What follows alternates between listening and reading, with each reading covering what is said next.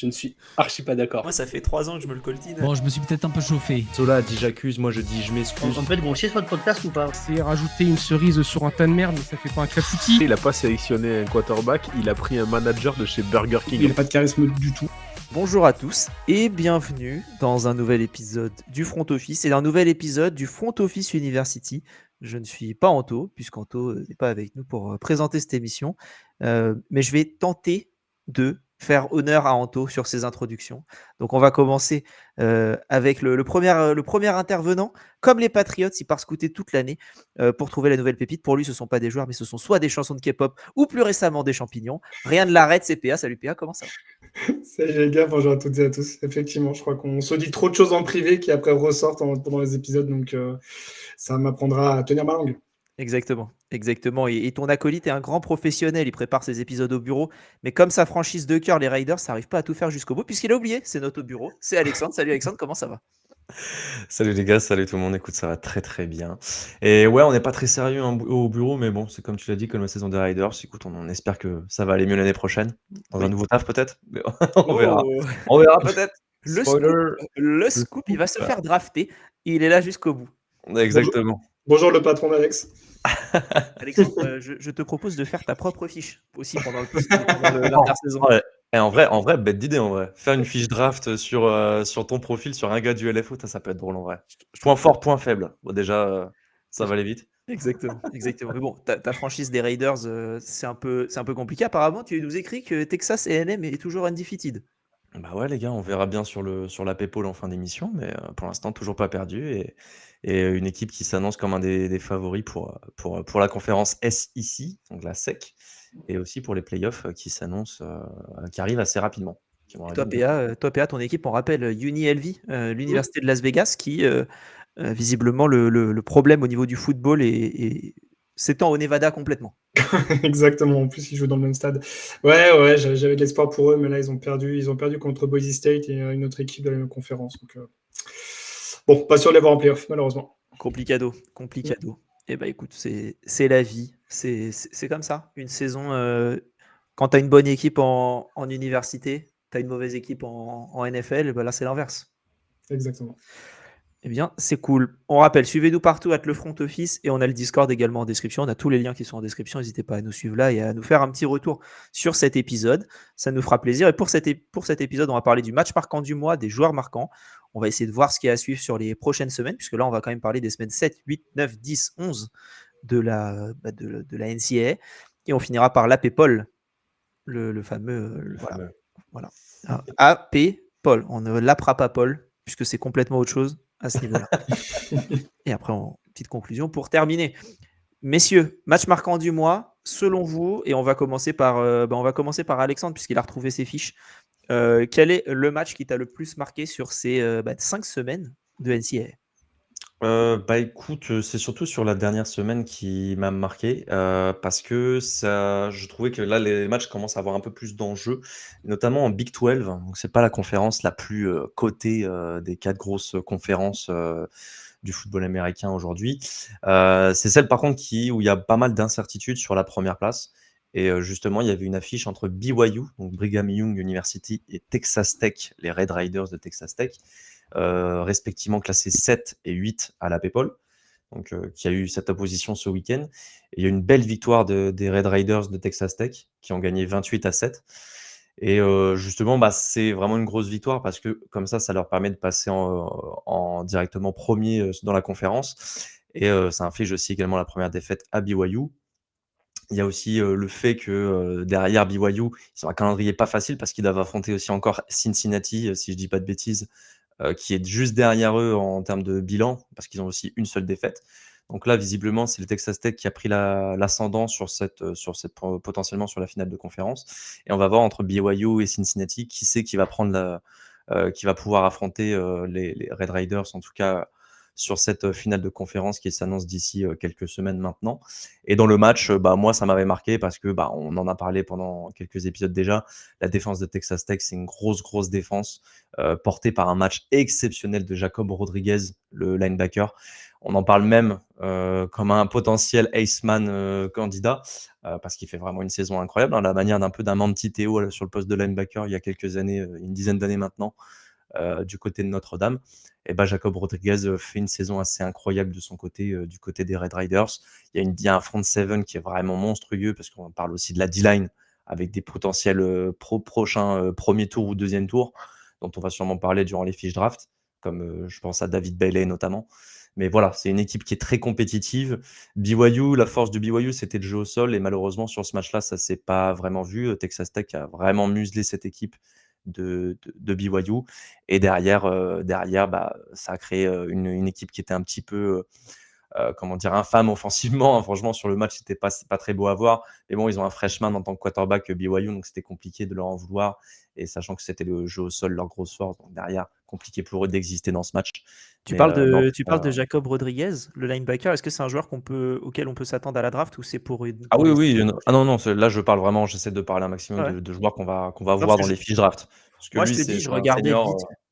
vite fait, je le trouvais pas dans un tankathon, tu vois, avec une mock draft, je le voyais pas. C'est pour ça m'étonnait. Je me suis dit, ça se trouve, c'est pour la saison prochaine. Non, c'est un joueur, un profil, c'est pas le plus athlétique, le profil le plus athlétique comme on parlait dans les fiches draft avec d'autres linebackers, parce que c'est une belle cuvée de linebackers qui s'annonce. Mais lui, c'est un peu le mec avec la science du jeu, l'homme à tout faire un petit peu d'une défense, un vrai leader, etc. Qui, je pense, va pas finir premier tour. Mais par contre, je pense qu'il sera pas si loin que ça, donc on verra bien en fonction de ce qu'on va indiquer dans nos fiches draft. Je vais pas trop spoiler tout de suite, mais en tout cas, énorme joueur. Et ils ont été portés aussi en attaque par un Cameron Dickey, le running back, qu'on va aussi sûrement voir potentiellement à la draft. C'est pas un gros prospect, mais potentiel sleeper potentiellement. Donc voilà, gros match de Texas Tech dans cette course à la Big 12 qui vraiment s'annonce un peu moins indécise parce que visiblement ils ont commencé à mettre la main sur une première place assez nettement. Et puis en plus derrière ils ont un calendrier assez simple avec West Virginia, comme PA aime bien la chanson. Voilà, ils vont affronter West Virginia et UCF aussi également, qui sont parmi dans les derniers de conférence. Donc calendrier plutôt simple pour les Red Riders. Pour BYU, c'est un peu plus compliqué. Donc derrière, là, Texas Tech a vraiment pris l'ascendant sur cette confrontation. PA, est-ce que tu avais vu ce match? Pas du tout, mais j'avais Ah, vu oui. le score par contre. Et j'avais vu Très que bien. c'était une énorme affiche, donc non, je rejoins tout ce qu'a dit Alex. Vu que tu l'as pas vu, tu rejoins Alex. Bah oui. Ça me paraît logique. Pour te permettre d'être un peu plus, compétent, je vais te demander non pas ton match, mais plutôt les champignons. Quels sont les champignons que tu as pu récupérer aujourd'hui? Eh ben, écoute, aucun. Ah oui. C'était plus une excuse pour aller se balader et sortir, prendre l'air. Très bien, très bien. Triste. Jusqu'au bout, hein. Jusqu'au bout, compliqué chez PA aujourd'hui. Et vive la campagne. Hein. Vive la campagne. Allez, quel est ton match de ces 5 dernières semaines? Moi, je voulais parler de Ole Miss contre Georgia qui a lieu il y a 3 semaines maintenant. C'était un gros match de la SEC. Et il était important parce que Ole Miss était invaincu justement dans la conférence là où Georgia avait déjà une défaite. Et même si avec les nouveaux playoffs, Georgia, même avec 2 défaites, aurait toujours eu la possibilité de se présenter. Ça aurait sûrement été un petit peu plus compliqué. Et Georgia, du coup, a remporté ce match-là, donc 43-35. Ça n'a clairement pas été très simple pour eux de leur côté. Et, ils étaient menés encore jusqu'au 4e quart-temps et ils mettent un 17-0 contre les Miss, contre les Rebels, pour remporter ce match-là. Et du côté de Ole Miss, énorme surprise. Je sais qu'Antoine m'avait parlé lors de la dernière émission du quarterback qui vient du second niveau universitaire, Trinidad Chambliss, qui fait vraiment une très très belle impression. Très bon quarterback, assez précis, bon également au sol. Tu vois, il finit avec 2 touchdowns au sol sur ce match-là, un touchdown à la passe. Face encore et toujours à cette grosse défense de Georgia, même si elle est un peu moins dominante que les dernières années. Malgré tout, il faut quand même se la coltiner. Et puis de l'autre côté, Georgia, on avait un petit doute sur le poste de quarterback. En tout cas, on ne savait pas trop quoi penser de Gunnar Stockton. Je trouve, moi, qu'il fait une très bonne saison, qu'il arrive à porter en fait cette équipe offensivement, en tout cas de Georgia. Et ça a été un shootout, comme on aime bien avoir ça en universitaire et en plus dans la ACC. Et vrai gros match, ouais, qui annonce des playoffs extrêmement intéressants. Alexandre, je vais te poser la même question que j'ai posée à PA. Est-ce que toi, tu avais regardé ce match? J'ai regardé le résumé de ce match. Et comme l'a dit PA, ouais, Trinidad Chambly, c'est un petit peu un statement game sur ce match, malgré la défaite. Mais en tout cas, match comme on les aime, des matchs offensifs. Et c'est vrai que la défense de Georgia, elle est encore un peu jeune. Il y a eu pas mal Ouais. de première et deuxième année qui commencent à se faire un petit peu la main. C'est surtout, je pense, d'ici 1 ou 2 ans qu'on va les voir arriver en NFL. Donc, le temps que cette défense se mette un petit peu en place, tu as des matchs comme ça où ils vont lâcher pas mal de points. Mais c'est vrai que dans la course à la SEC, qui est très très serrée, entre Texas A&M, Alabama et même Texas qui revient un petit peu, fallait vraiment pas perdre ce match pour Georgia et ils Mm. l'ont fait, ils ont bien gagné. Donc, tant mieux pour eux et je pense que ça leur assure, entre guillemets, maintenant une place dans les 12 pour les playoffs en tout cas. Très bien, très bien. Bah écoutez, messieurs, on va pouvoir passer à la rubrique suivante. Quels ont été les joueurs marquants pour vous sur ces dernières semaines? Alexandre, je vais te laisser commencer par un seul joueur. Après, on passera à PA et ensuite tu reprendras la main. Mais un joueur offensif ou défensif, comme tu veux. Dis-nous qui est le joueur qui t'a marqué le plus. Je pense qu'il faut en parler à un moment, mais c'est la petite darling, c'est Diego Pavia. Diego Pavia, le quarterback de Vanderbilt. Le programme historiquement assez nul comme programme, hein. Enfin, en tout cas, ces dernières années, qui a eu pas mal de soucis en termes de résultats, hein. C'était très compliqué ces dernières années, pas mal raillé pour ses résultats sportifs, malgré des résultats académiques très très bons. En tout cas, c'est assez réputé Vanderbilt étant une bonne université académique. Et sous la bannière, mais en tout cas du nouveau head coach Clark Lee et de Diego Pavia, c'est un programme qui commence à remonter un petit peu et pas qu'un peu en fait, parce que tu regardes leur bilan et je crois qu'ils sont en 8-2, 4-2 dans la SEC, donc la SEC. Tu les vois entre Oklahoma et Texas dans le classement. C'est vraiment une équipe qui commence à monter et à montrer des très belles choses. Et surtout, pour moi, c'est porté par un joueur, Diego Pavia, qui est le quarterback star de cette université. C'est un profil un petit peu, comment dire, compliqué à trouver en NFL, hein. C'est un peu des quarterbacks un peu petits, qui peut courir, qui peut prendre des taquets, mais qui aussi est capable de lancer le ballon assez régulièrement et avec précision. Donc, c'est un profil assez intéressant. Et pour le niveau universitaire, il est vraiment très intriguant. Vrai leader, vrai mental, vrai mindset, c'est ce qu'on aime chez les joueurs comme ça, qui a un beau background derrière lui. Et sur le match, par exemple, là, le week-end dernier face à Auburn, il arrive à emmener son équipe à gagner en prolongation face à Auburn, qui n'est pas la plus grosse université de SEC, mais qui est quand même un gros programme. Et il fait un match 370 yards, 3 touchdowns, plus 110 yards à la course. Tu vois, ça te montre un petit peu le talent du bonhomme, qui est capable d'être impactant en tout cas à la passe et à la course également. Donc moi je voulais un petit peu lui rendre hommage parce que c'est un joueur qui, je pense, va être drafté, pas très très haut parce que c'est pas un profil athlétique ou il n'a pas un bras énorme, etc. Il n'a pas les dimensions qu'on recherche habituellement sur la position de quarterback, mais c'est un mec au cœur immense et ça fait partie des petites histoires qu'on aime dans le college football avec Diego Pavia, donc très content de sa réussite actuelle. J'espère que Vanderbilt va aller en playoff pour pourquoi pas faire une surprise. Et puis voilà, on espère que ça va continuer dans ce sens parce que c'est un programme qui montre de plus en plus de belles choses ces dernières années. Diego Pavia, tu parles qu'il pourrait être drafté loin. Est-ce que tu lui vois plus une carrière en NFL à la Stetson Bennett ou à la Brock Purdy? Ah, bonne question. Honnêtement, j'ai vraiment pas envie de parier contre ce mec parce que c'est le genre de gars qui peut faire fermer une bouche et derrière, il peut commencer 3e quarterback et avec le jeu des blessures, arriver titulaire et plus jamais perdre sa place, tu vois. Donc, Un je serais pas Spencer Rattler plus, quoi. Ouais, franchement, après, dans le profil technique, on verra dans les fiches draft comment on vous le décrit, mais en tout cas, c'est un joueur qui a un cœur énorme. Et pour moi, je pense qu'il va vraiment faire une carrière de backup, en tout cas en NFL, à minima. À minima, pour moi, ça peut être un très bon backup NFL. PA, t'en penses quoi de Diego Pavia? Ouais, Est-ce que gros tu as vu les quarterback. matchs de Diego Pavia? Bien sûr, et surtout les matchs de Vanderbilt. Non, gros match à chaque fois, effectivement, notamment offensivement de cette équipe-là. Ça a été déjà une petite surprise l'année dernière. En fait, ils confirment cette saison. Il me semble que leur head coach a signé un gros contrat là parce que Vanderbilt voulait le garder. Il était un petit peu sur les tablettes de grosses équipes qui, eux, ont viré leur head coach, notamment Penn State. Et voilà, Vanderbilt s'est assuré de garder leur head coach pendant de longues années. Donc, tant mieux pour eux, parce que je pense qu'il a une part prépondérante dans le succès de Vanderbilt actuellement, en plus de Pavia. Très bien. Et tu vois, Alexandre en parlait justement sur le fait de les voir en playoff ou pas. Je regardais leur calendrier. Ils ont un dernier match de saison régulière contre Tennessee, qui eux sont actuellement donc en bilan total sont 6-3 et 3-3 intra-conférence, là où Vanderbilt est en 8-2 et 4-2 en conférence. Donc clairement, leur place en playoff va se jouer justement contre Tennessee en dernière semaine, donc dans 2 semaines. Eh bien, ce sera intéressant dans 2 semaines, peut-être dans 3 une semaine. 3 semaines. Ok, 3 semaines. Ok, très bien. Très bien, très bien. On enregistre le mardi, vous l'entendez le samedi, mais on enregistre le mardi. C'est pour ça que PA a eu le droit d'aller aux champignons et n'était pas au bureau aujourd'hui. Exactement. PA, quel est ton joueur de ton côté? Moi, je voulais parler de Carnell Tate, le receveur d'Ohio State, parce qu'on parle beaucoup de Jeremiah Smith, et a raison, parce qu'il fait encore une énorme saison. Depuis qu'il est arrivé, juste pour faire un petit aparté sur ce joueur-là, depuis qu'il est arrivé, il a fait 25 matchs avec Ohio State, il a mis 25 touchdowns. Je vous laisse faire la moyenne. Tu parles de qui? Tu parles de Tate? De Smith. Non, de Smith. Mais Tate, à côté, en fait, on en parle un petit peu moins, mais je trouve, par contre, on commence de plus en plus à en parler parce que lui va se présenter à la prochaine draft. Et c'est clairement un joueur qu'on verra sortir au premier tour, à voir à quel niveau. Mais il a des mensurations qui sont idéales pour un receveur, 1m90, 90 kg. C'est aller du Drake London, si on peut comparer, en tout cas en termes de morpho. C'est moi.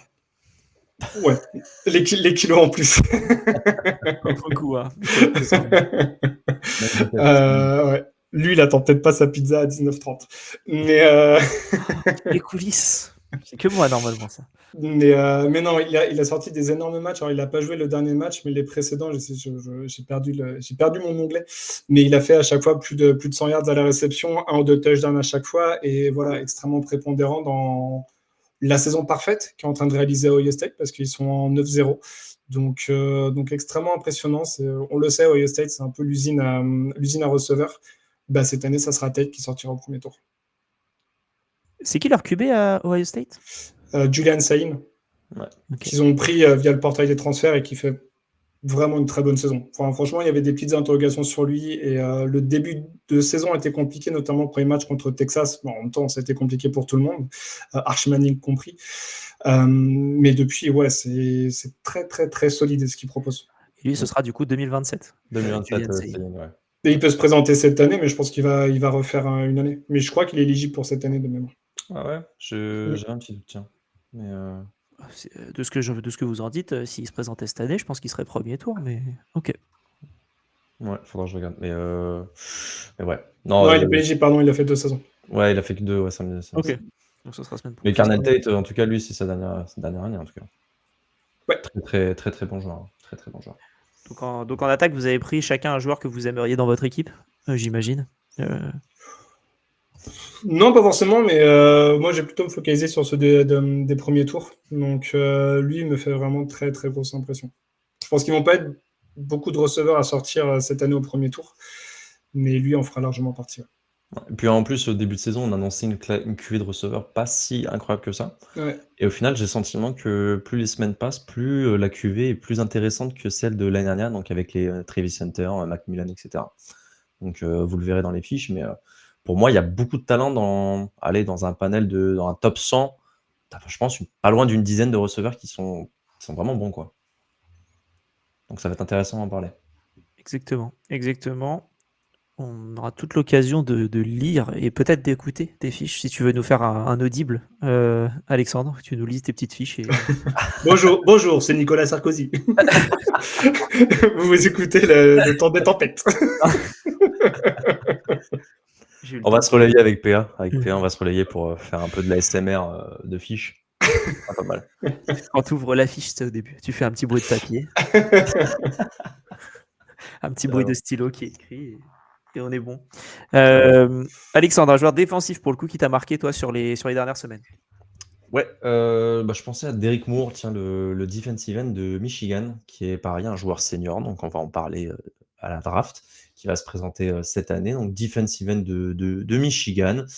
Et je voulais en parler parce que depuis 3 semaines, j'ai le sentiment que c'est un défenseur qui monte de plus en plus de belles choses et qui monte en régime. Sur les 3 derniers matchs, il a fait 2 sacs à chaque fois.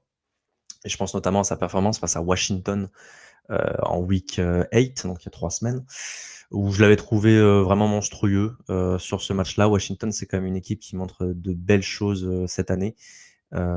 porté par un Damon Williams, le quarterback, qui est vraiment intéressant. Mais sur ce match-là, c'était un peu plus compliqué pour lui parce que Michigan, avec ce front seven porté par un Derrick Moore assez omniprésent, il a réussi il a un peu déjoué et Derrick Moore, lui, a fait vraiment son meilleur match, je pense, de la saison, notamment un fumble forcé aussi également. Donc derrière, voilà, ça montre aussi un petit peu l'impact de ce type de joueur-là. C'est un joueur qui est difficile à prendre en 1 contre 1 pour les offensive tackles de college football parce qu'il il est assez rapide et il est en même temps assez puissant pour créer du grabuge un peu dans cette défense. Donc je pense que c'est un petit profil vraiment sympa qu'on risque de parler durant les fiches et je pense que c'est un mec qui peut sortir, peut-être pas premier tour forcément, mais au moins, je pense, sur le 2e jour, c'est un joueur qui peut être intéressant pour pas mal d'équipes NFL. Donc voilà, je voulais mentionner un petit peu Derrick Moore, qui fait du très bon boulot du côté de Michigan. Même si cette année, c'est un petit peu. C'est pas une saison très compliquée, enfin, c'est un peu une saison un peu compliquée, entre guillemets, parce qu'ils sont en 8-2 Michigan, je crois. Mais voilà, c'est pas la saison rêvée du programme, parce que c'est quand même un programme assez historique. Mais il montre des belles choses dans cette défense, qui a connu pas mal de départs ces dernières années, notamment Mason Graham, Will Johnson, etc., qu'on connaît très bien. Mais voilà, je voulais parler de Derrick Moore, le defensive end. PA, quelque chose à dire sur Derrick Moore? Absolument aucun. Très bien. Tu as vu les matchs de Michigan? Pas suffisamment. Très bien. Parce qu'Alexandre, il les regarde au bureau aussi, c'est plus simple. Après, je laisse les notes. Pas très malin, le mec. Exactement. Mais il a tout en mémoire, ça c'est très fort. C'est Ça ça. va. On se Il est souvient, fort. quand même. Non, il est très fort. Il est très fort. PA, est-ce que tu as un joueur défensif dont tu veux parler aussi ou pas spécialement? Je sais que tu n'en as pas spécialement dans le conducteur, mais là, tu viens de me dire de te lancer. Donc. Ouais, c'est bien sûr que j'en ai un, tout est préparé, bien sûr. Moi, je voulais parler d'un joueur de Texas qui a un petit peu plus de mal offensivement qu'attendu. Je parlais d'Arch Manning tout à l'heure contre Ohio State lors de la première semaine. Mais du coup, là, je vais partir plutôt en défense et je voulais parler du linebacker Colin Simons qui a fait quand même des 3-4 très très bons matchs. Alors il est passé peut-être un petit peu plus à côté contre Mississippi State, mais par contre ses matchs contre Kentucky et Vanderbilt, il finit à 3 sacs et 1 sac. Oklahoma également, je ne sais plus si on avait parlé de ce match-là précédemment, il finit à 2 sacs et demi. Alors lui, on ne le verra pas lors de la prochaine draft parce qu'il est encore sophomore, malheureusement. Tant mieux pour Texas, et vraiment, si Texas arrive à être encore dans la course pour les playoffs et n'a pour l'instant que 2 défaites, ils peuvent vraiment remercier leur défense qui arrive à les carrer sur quasiment tous leurs matchs. Et lui, on fait vraiment une belle part en fait dans cette réussite. Donc, ouais, impressionné par le joueur. À voir ce que ça va donner en 3e année. Je pense qu'il peut vraiment exploser et on verra pour la draft 2027, mais partir très haut. Ouais, je pense aussi. Rien de plus, messieurs? Ou PA, tu as un 2e joueur défensif peut-être? Je peux reparler de Caleb Downs qui va partir top 5 de la prochaine draft. J'ai regardé là sur Tankaton, il est projeté aux Raiders, ça me faisait rire. J'aimerais bien, mais bon, on a des besoins plus urgents là. Running back, notamment running back 2, je crois que c'est un vrai besoin. Ah ouais. Ah là. Tu sais, dans les positions vraiment non premium, running back cette année et safety l'année prochaine, voilà, t'es sûr de couler ta franchise. Et tight end l'an dernier. Oh, putain, les joueurs générationnels, les gars. Ouais, tu peux pas passer à côté. Et après, par contre, pour re-signer, c'est plus intéressant, ok? Ça coûte moins cher. Si tu le dis. Allez, messieurs, prochain segment. Je vais demander de voir en fait ce que vous avez envie de suivre sur les prochaines semaines ou le prochain mois. Ça peut être un joueur, un match où les playoffs arrivent. Donc, est-ce qu'il y a quelque chose à faire? Et du coup, Alexandre, je vais te donner la main. Qu'est-ce que tu as envie de suivre, toi? Ouais, écoute, je vais rester dans la conférence SEC parce que c'est une conférence où il y a pas mal, d'incertitudes derrière les 2 mastodontes que sont Texas A&M et Alabama, qui sont encore invaincus intra-conférence parce qu'Alabama a déjà une défaite en première semaine face à Florida State, mais c'était pas un match de conférence, donc cela ne compte pas en tant que tel. Et moi, je voulais parler d'Oklahoma, qui actuellement est 11e à la PayPal. Et je regarde leur calendrier. Ils doivent affronter encore Alabama, LSU et Missouri. Donc un programme, même si LSU fait une saison un petit peu compliquée, ils ont viré leur coach. On n'en a pas parlé, mais Brian Kelly a été remercié. Je me permets, Alexandre, raison. c'est parce que LSU fait une saison compliquée que Nussmeier est assez bas dans les projections aussi. Oui, il y a aussi le côté offensivement, malheureusement, tu as l'impression qu'ils n'ont jamais vraiment trouvé la formule cette année, alors que l'année dernière, c'est quand même un joueur qui sort d'une très grosse saison. Je pense qu'il y a une question aussi de contexte là-dedans. Voilà, LSU, saison compliquée, mais à ne pas sous-coter non plus sur cette fin de saison parce qu'ils ont rien à perdre. Ils ont envie de jouer aussi un petit peu sur leur ego. Et Oklahoma se bat encore pour les playoffs. Ils sont en 3-2, donc 3 victoires, 2 défaites intra-conférence. Et je me dis que est-ce que les playoffs sont vraiment envisageables pour cette équipe d'Oklahoma qui avait quand même des attentes avec un quarterback qui arrive sur sa dernière année avec John Mathieu, qui est arrivé de transfert de Washington State, qui fait une plutôt bonne saison, même s'il y a eu un petit trou un petit peu entre deux, avec notamment une blessure qui l'a un petit peu contraint à louper un match ou deux. Et en même temps, il est revenu un petit peu plus rapidement que prévu, etc. C'était un petit peu compliqué. Donc voilà, il avait commencé très très fort. Ça s'est un petit peu calmé depuis, mais Oklahoma, c'est quand même une belle équipe, une grosse défense, gros front seven aussi. Il y a quelques prospects hyper intéressants. Je pense notamment à un Mason Thomas, le defensive end, encore un defensive end. Vous allez me dire, cette QV a l'air très très profonde. Et oui, c'est le cas. Elle est assez C'est monstrueuse. exactement ce que j'allais dire. Mais exactement, et bah, cette QV a l'air monstrueuse et Mason Thomas en fait partie. C'est un profil un petit peu plus, un petit peu moins dimension athlétique, mais vraiment un peu côté félin, côté disrupteur un petit peu de. Les bruitages, c'est pas moi, je l'annonce déjà pour ceux qui écoutent en. C'est un Bengal, ça, je reconnais. Ouais, exactement. mais enfant. Ouais, je vois ça. Mais en tout cas, voilà. Oklahoma, c'est quand même une belle équipe, une belle attaque, une belle défense. Mais gros programme là sur Alabama, Missouri, LSU. Je me demande s'ils vont réussir à faire les playoffs parce que faudra forcément battre au moins 2 des 3. Et même encore, si tu bats les deux, si t'en bats 2, je suis pas sûr que tu gagnes avec, que tu passes dans les 12. Donc voilà, ça va être ma petite interrogation sur ces prochaines semaines. Puis on verra s'ils arrivent à faire les playoffs. PA, est-ce que tu as regardé un match d'Oklahoma cette saison? J'ai vu le score, j'ai pas vu de match. Par contre, je rejoins complètement Alexandre sur les 2-3 prochaines semaines qui s'annoncent pour justement la lutte au playoff. Ça va être extrêmement intéressant parce qu'il y a des équipes qui sont à une seule défaite en conférence ou une seule défaite au global. Et du coup, là, il va y avoir beaucoup de matchs intra-conférence justement et tout va se décider là lors des 3 prochaines semaines. On parlait de la SEC, on peut parler de la Big Ten, on peut parler de la Big 12 également. Enfin voilà, il y a vraiment beaucoup de confs qui sont encore à jouer. Et ouais, ça va être vraiment passionnant cette fin de saison. Très bien. Et pour toi, tu as envie de suivre un joueur d'une équipe qui a fait un back-to-back en 96-97, parce que c'est la seule connaissance que j'ai à peu près en foot universitaire. Vas-y, parle-nous du joueur dont tu as envie de parler. Ouais, moi je voulais parler d'Emmett Johnson, le running back. Il fait 1m80 90 kg. Une vraie boule d'énergie. Alors lui, il aura la possibilité de se présenter lors de la prochaine draft. Nebraska, on précise. Nebraska, pardon, ouais, Nebraska. Et il va avoir beaucoup plus de responsabilités parce que Dylan Raiola s'est blessé jusqu'à la fin de la saison, le Mahomes de Temu, qui du coup s'est blessé et déjà qui portait un petit peu l'équipe sur ses épaules, en tout cas au sol, avec plus de 25 portées sur les 2-3 derniers matchs. Là, je pense que sur les prochains, il va encore plus être mis sur le devant de la scène. Il a le running back qui l'épaule maintenant, c'est un nom qui va te parler, Alex, c'est TJ Latif. Donc un petit blaze bien sympa. Ça, j'aime. C'est vrai. Et voilà, du coup, sur les 3 derniers matchs, il fait plus de 100 yards à la course. Il en rajoute en plus à la réception. Là, sur le dernier match contre UCLA, il fait 129 à la réception, 103 à la réception, 129 à la course et en cumulé 3 touchdowns. Nebraska ne va pas jouer grand-chose parce qu'ils sont en 4-3 en division, en Big Ten. Ils sont en 7-3 en bilan total. Donc, ils peuvent jouer un bowl, mais je ne pense pas qu'ils vont jouer les playoffs. Mais voilà, lui, 3e année, donc éligible pour la draft, s'il veut se montrer, c'est le moment à lui de faire des grosses perfs sur les 3 prochaines semaines.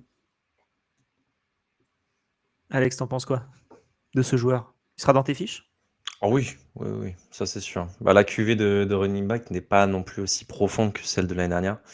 Et Emmett Johnson fait clairement partie des joueurs dont on va parler dans les fiches. Et je pense qu'il sera peut-être bien classé en plus. Voilà. Eh ben bon à savoir. C'est un gabarit un peu 1m80, ça c'est toujours compliqué un petit peu à projeter un petit peu en NFL, tu vois. Il y a un profil qui est un peu plus petit, mais Ashton Jeanty, il y avait le talent qui allait avec. Mais tu vois, des 1m80 running back. Oh, 1m80, ça va encore, franchement. Tu vois, Jeanty, c'est à 75, je crois. Ça va. Ça manque peut-être de centimètres, tu vois, pour partir. On verra. C'est surtout Deuxième, 90 kilos peut-être, tu vois, arriver ouais, pas loin ça, des 100, ce serait tu sais bien qu'avec comment dire, la bouffe. les protéines NFL, c'est pas les mêmes qu'NCAA, et il a moyen de prendre 5 kilos ou 7 kilos juste avec les camps d'entraînement. Donc ça, je me fais pas trop de soucis sur le poids en lui-même. Mais ouais, 1m80, peut-être que ça peut être un facteur un petit peu négatif pour le voir partir encore plus haut que ce qu'il devrait. Tu vous mettre des talonnettes, hein? Les crampons, Ouais, ça peut le ralentir par contre. c'est vrai, c'est dommage. Faut essayer de trouver quelque chose d'aérodynamique. Et là, peut-être, on peut taper le 6-1, 6-2, tu vois. Donc, 1,83, 1,86, on verra. On va passer à la rubrique suivante, l'action marquante, une action offensive, défensive, qui a été spectaculaire lors des dernières semaines. Et PA, je vais te lancer parce que c'est une des seules actions que j'ai pu voir en NCAA, quelque chose qui est parti hors de la sphère NCAA et qui est aussi allé dans la sphère sportive en général, parce que j'ai vu l'action sur Bleacher Report et même pas sur Bleacher Report Football ou autre. Donc je te laisse en parler de cette action. Ouais, je pense qu'on est très nombreux, en tout cas suiveurs de football américain, à avoir vu cette action. C'est le catch du receveur Omar Cooper Jr. avec Indiana contre Penn State, un catch à 40 secondes de la fin qui permet en fait à Indiana de remporter ce match-là, parce qu'ils étaient menés 24-20 à ce moment-là. Et on mettra de toute façon le lien YouTube dans la description de l'épisode. Mais un catch en fond de end zone où il met les deux pieds, tu as l'impression qu'il pourra jamais les mettre et tu sais pas trop comment il fait. Je pense qu'il doit être assez musclé sur le bas et du haut du corps, Surtout notamment qu'il les abdos. y a besoin que d'un pied, non? Ou je Il me y a trompe? besoin, il y a besoin que d'un pied en Ouais, université. Ouais. il en met un ou deux, je sais plus. Je crois Il met qu'il les met les deux. deux en plus. Ouais, il met les deux. Ah, Ouais. Déjà prêt pour la NFL. mais non, vraiment impressionnant parce qu'il a en plus le DB qui est sur lui, qui est vraiment collé à lui. Et ce qu'il arrive à faire, c'est vraiment phénoménal. Et je le répète, dans un match à enjeu, parce que Indiana était invaincu avant ce match-là et l'est toujours, parce qu'il le remporte finalement. Un match ultra important, ils n'avaient jamais gagné sur le terrain, ou depuis de très très nombreuses années sur le terrain de Penn State. Là, ils font coup double en battant en plus une équipe qui est, on pourra en reparler dans une autre émission, mais qui est vraiment dans le bas-fond là, de la conférence, et c'est une énorme surprise. Ils ont eux aussi viré leur head coach. Et c'est bien, parce que là, on verra sur les people, Indiana se positionne très très bien dans les people et dans la conférence en plus. Et grâce à ce genre d'action, ouais, je pense que lui, son stock de draft peut monter. et puis en plus, tu as le DB, comme tu dis, qui le pousse aussi, tu vois? Il y a aussi ce côté, le mec fait son catch et en même temps cherche à mettre les pieds, dans la end zone, mais en même temps, tu as le DB qui le pousse en dehors du terrain. C'est pour ça que tu te dis, catch monstrueux, Puis à monstrueux. 15 mètres de haut, le catch aussi. Enfin, vraiment, c'est. Ouais, la détente et tout, enfin, vraiment assez impressionnant. La passe est dégueulasse, du coup. Ouais, mais il y a une pression énorme du Oui. edge qui arrive. Et pour ceux qui, du coup, regarderont l'action, regardez justement la réaction de Cooper, parce que il attend bien de voir que l'arbitre lève les deux mains pour signifier qu'il y a bien un touchdown avant de célébrer. C'est vraiment excellent, quoi. C'est un petit jeune, quoi. C'est un petit jeune qui fait gagner son équipe, et je trouve ça cool, quoi. Ça reste des gamins, hein, tous autant qu'ils sont. Cool à voir, des belles images, je trouve. Puis, pour compléter ce que tu dis, l'action juste avant, c'est un catch aussi assez monumental je crois que c'est du tight end, d'Indiana sur une passe de Mendoza, donc parce que le drive en lui-même est incroyable, hein. Je crois qu'il joue sur 2-3 minutes et il fait un drive assez chirurgical pour aller chercher la victoire, Fernando Mendoza et l'attaque d'Indiana. Et le catch juste avant, celui dont tu parles, il est aussi assez fabuleux à l'extérieur du terrain, qui est vraiment assez incroyable. Donc je vous conseille à tout le monde d'aller checker. On mettra les liens en tout cas pour aller checker ça. Mais ouais, dernier drive et dernier catch, monstrueux. Alex, je te laisse enchaîner. Ouais, bah moi j'avoue, j'avais pas trop d'action. Bah, c'est vrai que c'est celle-ci qui m'avait bien marqué le week-end dernier. Mais du coup, je suis allé parti. Je vais parler un petit peu du touchdown à la course de 94 yards d'il y a 3 semaines de Jeremiah Love, donc le running back de Notre-Dame, face à Boston College en week 8. Donc gros, voilà, gros programme Notre-Dame, et avec un gros running back, peut-être le meilleur prospect cette année de Jeremiah Love à la position de running back. Vraiment sur ce type de course, moi ce qui m'impressionne, parce que c'est pas des courses qu'on voit quand même régulièrement, 94 yards, c'est pas courir vraiment tout le terrain. Des fois, il y a des running backs qui sont un peu encore assez lents et qui ont pas la vitesse pour aller maintenir en tout cas une vitesse de pointe assez importante pour maintenir une distance avec le DB, etc. Donc, vraiment, sur cette course-là, vraiment, déjà, il se démarque très facilement. Il y a une belle ouverture de la O-line.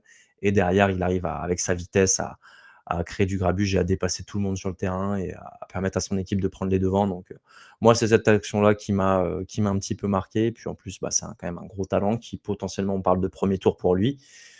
Vu le talent du bonhomme, je serais potentiellement pas étonné. Donc, voilà, ça va rajouter un petit peu, on va dire, à son CV, ce type d'action-là. Ça va rajouter des points positifs à son CV. Donc, vraiment, grosse capacité de ce joueur-là à faire des big plays. Et on l'a vu durant cette semaine-là. PA, quelque chose à dire? Monstrueux, monstrueux. Et si Notre-Dame est encore en course pour aller en playoff malgré leurs 2 défaites, c'est beaucoup grâce à lui. C'était bizarre parce qu'en début de saison, on en avait parlé un petit peu. Il n'avait pas trop utilisé, on comprenait pas trop pourquoi. Depuis qu'il a un peu plus de portée, c'est une explosion, quoi. On savait, hein, ils ont une paire de running back qui est en termes de talent extrêmement imposante. Mais lui, ouais, il explose vraiment. Et oui, je pense qu'il va partir au premier tour. Non, Et lui, il fait pas 1m80, il est un peu plus grand. Il a un peu un morphotype un peu à la Bijan, un peu, hein, je trouve. Mm. Quand tu regardes Jeremiah Love et Bijan Robinson, pour moi, il y a un morphotype un peu similaire. Puis en plus, dans le style de jeu, ça se rapproche pas mal. Donc, très, très talentueux. Puis chaque semaine, tu as l'impression qu'il fait une action assez incroyable, hein. Je crois la Parce semaine dernière, qu'en week 10, ouais, il a fait une action de malade aussi. action de malade aussi. La semaine d'avant, je crois, il était en red zone et il brise 5 plaquages. Tu as 5 mecs qui viennent sur lui au tour à tour. Il arrive à les briser. Et puis derrière, il fait l'effort nécessaire pour marquer le touchdown. Donc, c'est aussi le genre de joueur, ce genre de comportement-là que tu aimes bien voir chez un running back de ce talent-là. Eh bien, très bien. On va pouvoir tranquillement se diriger vers la Paypal qui s'affiche à l'écran. Voilà, donc Ohio State en 1, et on va s'arrêter là. C'est Indiana en 2, Texas A&M, Alabama, Georgia, Ole Miss, Oregon, Texas Tech, Notre-Dame, Texas, Ohio, Oklahoma, Oklahoma. BYU, et là je suis foutu. C'est Vanderbilt. Vanderbilt. Ouais, Vanderbilt. Ouais. Ça, attends, ça je les ai joués. Ça c'est Georgia Tech. Ouais. Et après Utah, LSU, USC, Michigan. Non, c'est Miami, en le 16. plus. Putain, quoi LSU. LSU. À chaque fois, je me fais avoir parce qu'il y a ce purée de L où on dirait que c'est un L et je me fais avoir. C'est Miami, C'est USC, The You. Michigan, Louisville, Virginia, Tennessee. Et là, ça, c'est l'équipe de Norris. Non? C'est Non, même Cincinnati. pas. Cincinnati. C'est Cincinnati en plus. Bearcats. Pittsburgh, JMU. On va même pas aller essayer de réfléchir à ce que c'est. Et comment dire, et les petits taureaux verts. Voilà. JMU, c'est Jeremiah Love. Il a sa propre équipe. Ah ouais, carrément. Jeremiah University. Vous connaissez Tide You, ça y est. Et non, il y a JMU. James Madison pour info. James Madison. Jean-Michel University. Il y a KDO qui te font des formations pour essayer de trouver ton meilleur Jean-Michel. Et le dernier, du coup, c'est qui? Ces petits verts? USF, South Florida. Waouh. Rien à voir. Pourtant, tu joues à college football, Alex. Ouais, mais USF, je les joue pas. Je les martyrise. Bon, qu'est-ce que vous pensez de cette tapée Paul? Alex, il doit être content avec Ah. Texas A&M en top 3. J'avoue, je me force à ne pas en parler, mais ce qu'on voit de Texas A&M, c'est vraiment pas mal. En tout cas, il y a ce trio ce trio de tête encore invaincu. C'est les 3 seules équipes encore invaincues en college football aujourd'hui, en tout cas dans les grosses conférences, entre Ohio State, Indiana et Texas A&M. Et Texas A&M vraiment a fait des grosses prestations. 4 victoires aussi à l'extérieur. Je crois qu'ils ont battu aussi LSU à l'extérieur, qui est dans un gros match. Là, ils viennent de battre Missouri aussi cette semaine. Et vraiment porté aussi par une grosse défense, une attaque aussi, un gros jeu au sol. Ça aussi, c'est la grosse force de cette attaque de Texas A&M, c'est cette ligne offensive qui est à la fois assez bonne pour protéger le quarterback Marcel Reed et également assez bonne pour ouvrir des brèches pour le jeu au sol. Et l'avantage aussi, c'est qu'ils ont un gros comité de running back entre du Ruben Owens, Le'Veon Moss qui est un peu blessé ces derniers temps, mais du coup, ils font jouer d'autres running backs comme Daniels, etc. Vraiment, ils ont vraiment une offense très complète, portée par un Marcel Reed qui fait une saison assez monumentale pour un deuxième année, parce que c'était un freshman l'année dernière et cette année, c'est un sophomore. Il sera éligible pour la draft que l'année prochaine. Pareil, profil, je pense on va en parler pas mal peut-être cet été, mais en tout cas, c'est un mec qui va arriver dans la draft 2027 qui sera potentiellement premier tour, on verra bien. En tout cas, ça peut arriver vite, mais très bon joueur. Et puis derrière dans cette SEC, tu as les mastodontes Alabama et Georgia et Ole Miss aussi qui poussent derrière, qui sont juste derrière. Donc voilà, tu as quand même un pôle d'équipe qui commence à s'établir maintenant depuis plusieurs semaines. Tu as l'impression que leurs places sont déjà un petit peu assurées et que les places entre BYU à la 12e place, Oklahoma 11e et Texas 10e, voilà, ça va jouer un petit peu là-dessus sur ces derniers spots. Pour moi, c'est les 3 derniers spots qui vont être un petit peu voilà, compliqués, qui vont être un peu à aller chercher pour les équipes qui sont juste derrière. Donc voilà, ça va être super intéressant de suivre sur ces prochaines semaines ce qui va se passer dans l'univers du college football. PA, play action. Ouais, juste pour Indiana, c'est dommage qu'ils soient dans la même conf qu'Ohio State. On n'en parle pas beaucoup, mais en fait, ils font une super saison. Ohio State, ils ont toujours leur dernier match de la saison fin novembre contre Michigan. On rappelle que même s'ils ont remporté la finale de college football l'année dernière, ils avaient quand même perdu contre Michigan en dernière semaine. Donc, pour les supporters, c'est un peu un crève-cœur à chaque fois. Et Indiana, ils ont un calendrier qui est extrêmement accessible, puisqu'ils vont rencontrer Wisconsin et Purdue sur leurs 2 derniers matchs. À voir si ça peut bouger un petit peu tout en haut du classement. Mais comme disait Alexandre, il y a Texas qui est aussi invaincu.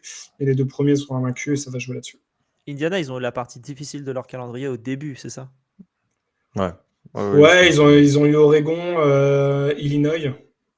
Après, et Penn State, mais Penn State, on en a parlé. Je pense que le Penn State de début de saison, où on se disait tous qu'ils pouvaient finir premier de conf, tu pouvais te dire que ça allait être compliqué. La Penn State, ils l'ont rencontré la semaine dernière. Bon, vu la tronche de l'équipe, voilà quoi. Ok, ils gagnent le match 27-24. C'était sur le terrain de Penn State quand même. Mais bon, Ils ont profité un peu d'un calendrier un peu aussi, mais oui, pas ouais. le plus compliqué. Pas le plus relevé. Ouais. Ouais, c'est ça. Très bien.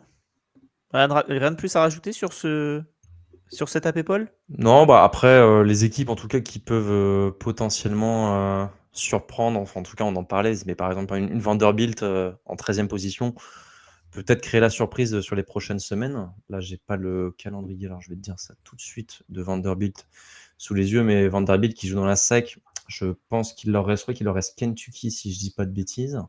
Donc Kentucky, c'est pas non plus une grosse équipe. Voilà, ils jouent Kentucky et Tennessee. Je pense que c'est plutôt jouable. Donc il y a un monde où comment ça s'appelle, ils prennent la place d'Oklahoma, Oklahoma, eux, ont un gros calendrier. Donc tu vois, ça peut faire déjà switcher les places. Et derrière, je pense aussi à des USC ou Miami qui peuvent aussi, pourquoi pas, aller chercher des places de BYU et Texas, à voir en fonction des résultats. Parce que notamment, je pense, il y a un Texas A&M en dernière semaine en SEC, donc en SEC, qui va valoir son pesant d'or, en tout cas pour Texas, parce que je pense que Texas A&M, derrière, c'est assez tranquille au niveau au niveau de leur place en playoff. Par contre, Texas, ils doivent encore affronter Georgia et Texas A&M. Donc, tu affrontes le numéro 5 et le numéro 3 du classement. Ça va être... s'ils arrivent à gagner, je pense que leur place en playoff sur ces 2 matchs, s'ils arrivent à gagner, leur place en playoff est assurée. Par contre, s'ils en perdent un des 2, pour moi, c'est terminé pour eux. Parce qu'ils ont déjà 2 défaites en plus. Ils avaient perdu Florida et Ohio State cette année.